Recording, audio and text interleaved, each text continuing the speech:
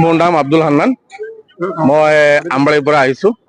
মই আজি HS Nilbagan higher secondary, গতিকে মোৰ কাৰণে সকলোৱে দোৱা কৰিব।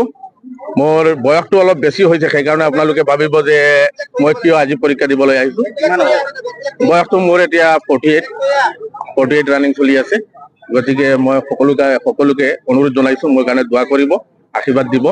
মই এক্সামত বহিম, ইনশাল্লাহ ওপৰৱালাই কি কৰে মই নাজানো, কিন্তু মই পৰীক্ষা দিম, মোৰ এটা ইচ্ছা। মই হায়াৰ ছেকেণ্ডাৰী ফাইনেল প্ৰথম দি আছোঁ। অনুভৱটো ইনশাল্লাহ আগবাঢ়ি যাম।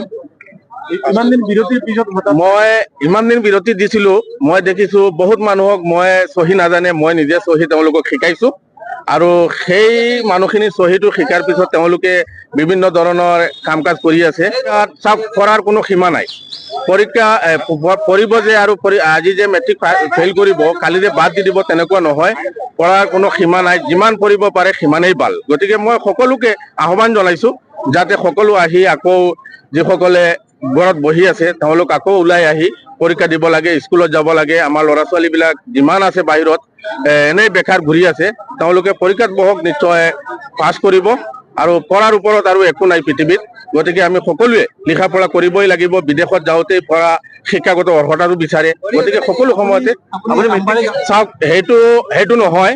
সেইটো হ'লে তাৰমানে সেইটো এটা চৰ্চা ওলাইছে, তাৰমানে মেট্ৰিক পাছ কৰিলেও কোনোবাই GP প্ৰেচিডেণ্ট খেলাব পাৰে বা ZPC খেলাব পাৰে, AP মেম্বাৰ খেলাব পাৰে। সেইটো অৰ্হতা মোৰ আছে। তাৰ পিছতো মই উপৰঞ্চি হিচাপত মই ভাবিছো যে হায়াৰ ছেকেণ্ডাৰী ফাইনেলটো দিম, আৰু যদি পাছ কৰিব পাৰো নিশ্চয় মোৰ আৰু এটা চাৰ্টিফিকেট হ'ব। গতিকে মই ঠিক তেনেকুৱাই ভাবিছো।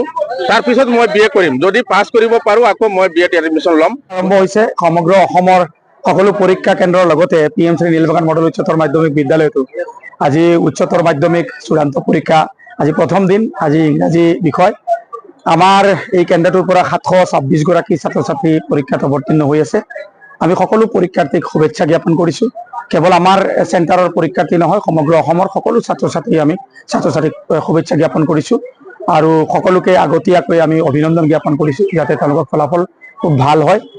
আমি খুব সুন্দৰকৈ আমাৰ পৰীক্ষাৰ ব্যৱস্থাখিনি কৰিছোঁ, ব্যৱস্থাপনাখিনি, আৰু ছাত্ৰ ছাত্ৰী যাতে কোনো ধৰণৰ কোনো অসুবিধা নোপোৱাকৈ সকলো ধৰণৰ ব্যৱস্থা আমি কৰিছোঁ। গতিকে আমি আশা কৰিছোঁ ছাত্ৰ ছাত্ৰীসকলে অতি সুন্দৰকৈ পৰীক্ষাত অৱতীৰ্ণ হ'ব পাৰিব। নীলবাগান মডেল উচ্চতৰ মাধ্যমিক বিদ্যালয়ৰ উচ্চতৰ মাধ্যমিক চূড়ান্ত বৰ্ষৰ প্ৰথম দিনৰ পৰীক্ষা। সঁচাকৈয়ে আমি নীলবাগানবাসী গৌৰৱান্বিত যে ইয়াত প্ৰায় 771টা ল'ৰা ছোৱালী আজিৰ পৰীক্ষাত অৱতীৰ্ণ হ'ব।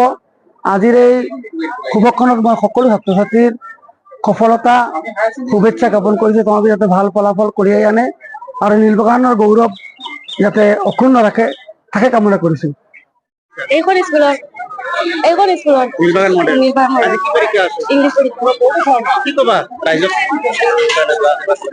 দোয়া কৰিব মোৰ কাৰণে, আৰু গোটেই সকলো কাৰণে দোয়া কৰিব যাতে ভাল হয় ৰিজাল্ট।